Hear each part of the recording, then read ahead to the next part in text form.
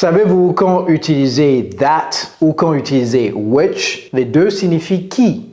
En fait, c'est très simple. Je vais vous apprendre la méthode et vous n'allez plus jamais l'oublier. Utilisez that lorsque vous insérez une proposition essentielle à la compréhension de la phrase et utilisez which lorsque la proposition est optionnelle. Par exemple, admettons que vous êtes une moyenne entreprise et que vous avez des bureaux dans peut-être 10 ou 15 pays. Le Bénin, le Togo, le Sénégal, le Gabon, la Côte d'Ivoire, Cameroun, etc. Et vous dites, notre bureau qui se trouve au Bénin recrute. Donc ici, qui se trouve au Bénin, est-ce que c'est une proposition essentielle à la compréhension de la phrase ou pas? Mais c'est essentiel parce que si vous l'enlevez et que vous dites « notre bureau recrute », les gens vous diront « votre bureau qui se situe où? Lequel de vos bureaux recrute ?» Donc ici, on va dire Our office that is located in Benin ou bien that is in Benin is hiring. Maintenant, admettons que vous soyez une toute petite entreprise et que vous n'avez qu'un seul bureau qui se trouve au Bénin. Dans ce cas, lorsque vous dites notre bureau qui se trouve au Bénin recrute et que vous enlevez la proposition qui se trouve au Bénin, tout le monde sait que vous n'avez qu'un seul bureau. Donc même si vous l'enlevez et que vous dites notre bureau recrute, on saura que c'est le bureau qui se trouve au Bénin, n'est-ce pas? Donc ici, vous allez utiliser quoi? Which dans la même phrase. Our office, virgule, which is in Benin,